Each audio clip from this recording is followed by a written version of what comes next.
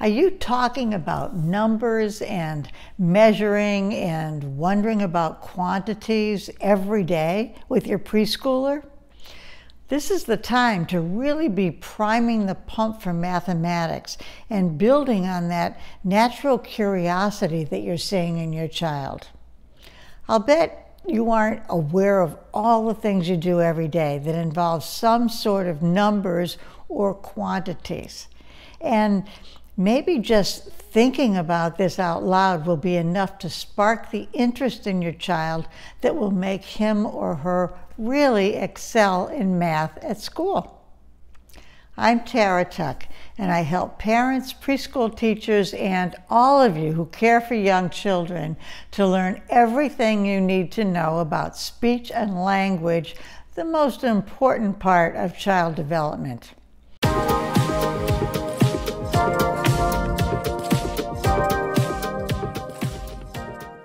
In this video, I'm going to tell you how you can have fun with your preschooler, your 4 or 5-year-old, teaching him or her about a little more advanced concepts in math than you would be doing with your baby or your toddler.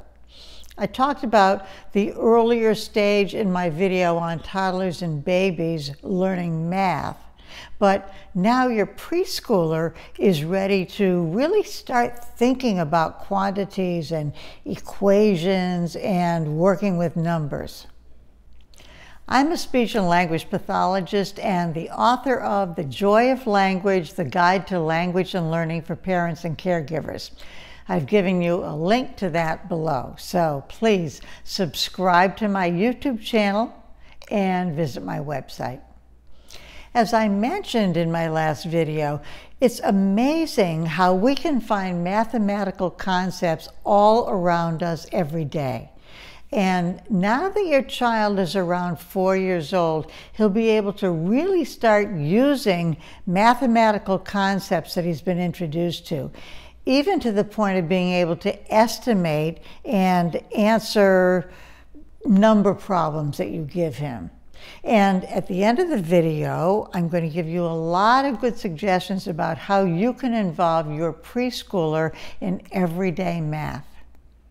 So, when do you think your child will begin to add numbers of items?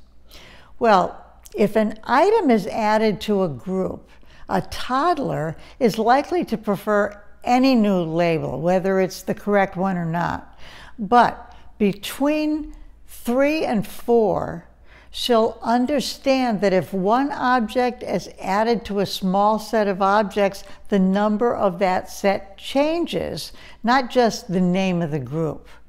So with large quantities, like a lot will still remain a lot, but by 5, she'll also understand that the number word for a set of objects will change if one is added or removed, even with groups of objects larger than she can count, which is probably up to 20 at that point. The development of adding numbers usually begins with a child counting a set of objects, then counting the next set of objects, and finally counting all of them from the first to the last, like 1, 2, 3, 1, 2, 3, 4, 1, 2, 3, 4, 5, 6, 7.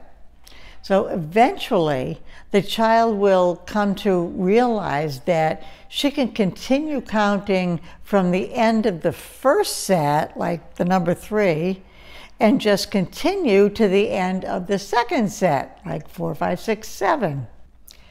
When a young child, say a 3-and-a-half-year-old, is asked how many, for example, how many dogs are in the park?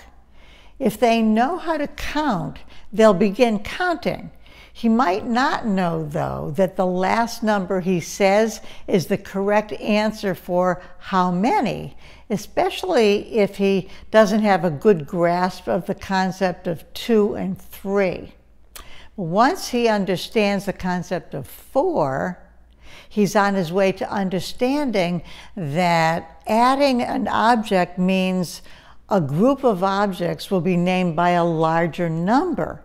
And by 5, he may even be able to go forward in counting on a number line, or understand that taking one object away means going backwards on the number line, although he probably won't yet know which number is something like 6 cows take away 1 cow. Now, here's another interesting point. More is often an early word, and many children use it to ask for second helpings and additional amounts, like more juice, more tickle. Children as young as 3 often compare amounts and even talk about the comparisons with each other. Like at snack time, Charlie might say, "I have this much more cereal than you," showing how much with his hands. They probably won't use the word less, though, until about 4 or 5 years of age. We also don't often think of math as involving patterns, but the pattern of adding one number at a time is what we do when we count. The pattern of skipping numbers is how we name odd and even numbers. And there are lots of other patterns in mathematics that we don't even think about. Patterns can be found everywhere, especially in nature, like bird songs and the symmetry of leaves or butterfly wings. So once your child learns to look for patterns, she'll begin to see relationships between numbers, and that's really what math is all about. So let's think about some of the ways in which we use numbers in our everyday lives. Page numbers in books and magazines, TV channels, money, time, dates, recipes, body weight, sharing equally, and many, many more ways you can probably think of. And once your child has a little knowledge about numbers, you can begin to teach her to estimate. That will get her to think even more about numbers. Then you can have her estimate things like the number of blocks needed to build something. This can even be written on cards so she'll know how close she came with her guess. And the act of verbalizing problems is adding to your child's repertoire of semantic concepts, of the words that will help him communicate and learn about numbers. So listen to your child to see how he's solving problems, because math is thinking, it's comprehension. So model numerical problem solving and comprehension throughout the day to give your child a head start.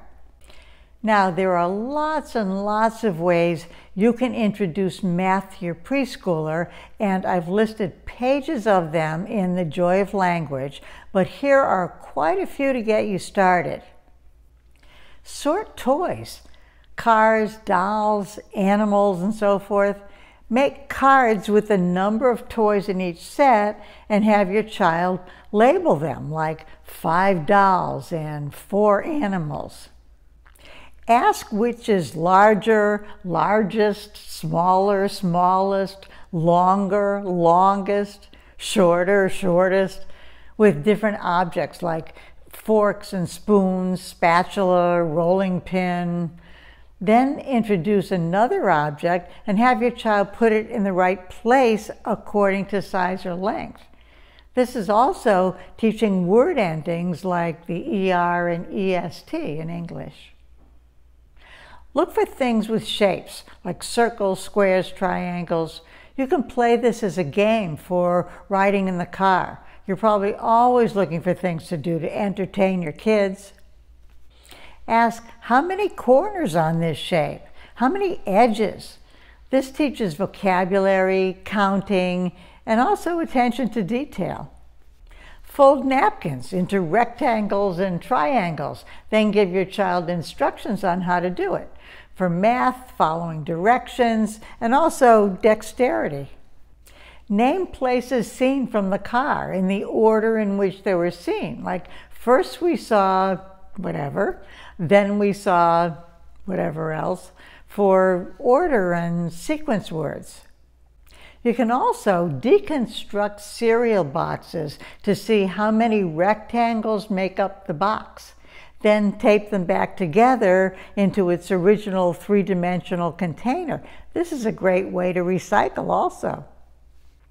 Play Simon Says with positional words like above, below, beside, between, under, next to, inside, outside, with shapes. Simon says, put the triangle between the little circle and the big circle. So you get to teach shapes plus prepositions. Count how many steps it takes to get from one place to another, like from the sofa to the refrigerator.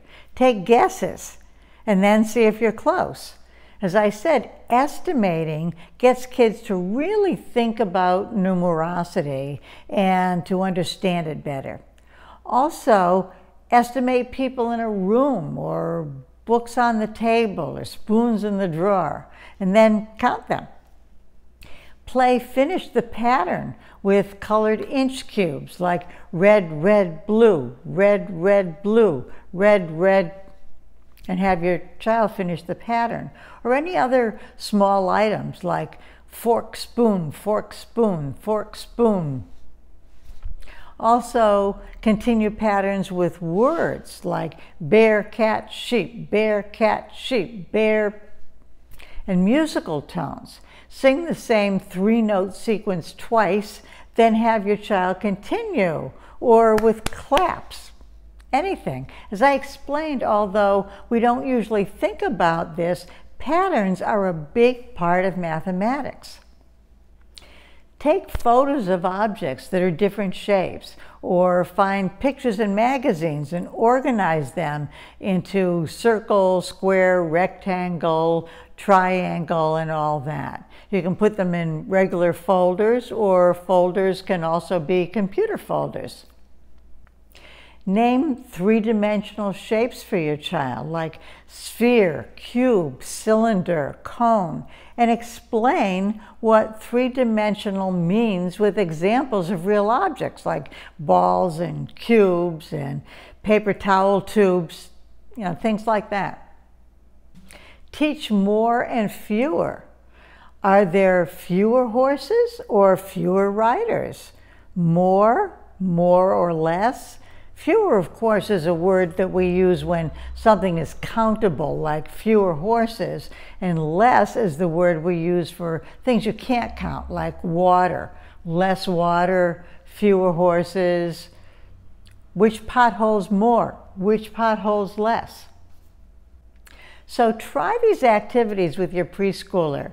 They're all really fun ways to introduce thinking about numbers and quantities to give your child quite a head start with thinking mathematically. Now, please write to me in the comments below. Ask me questions, give me suggestions. Also, please subscribe to my channel and visit my website, thejoyoflanguage.com, and tell your friends, relatives, preschool teachers, babysitters about my book that explains it all, and of course about my videos. And I'll see you in the next one.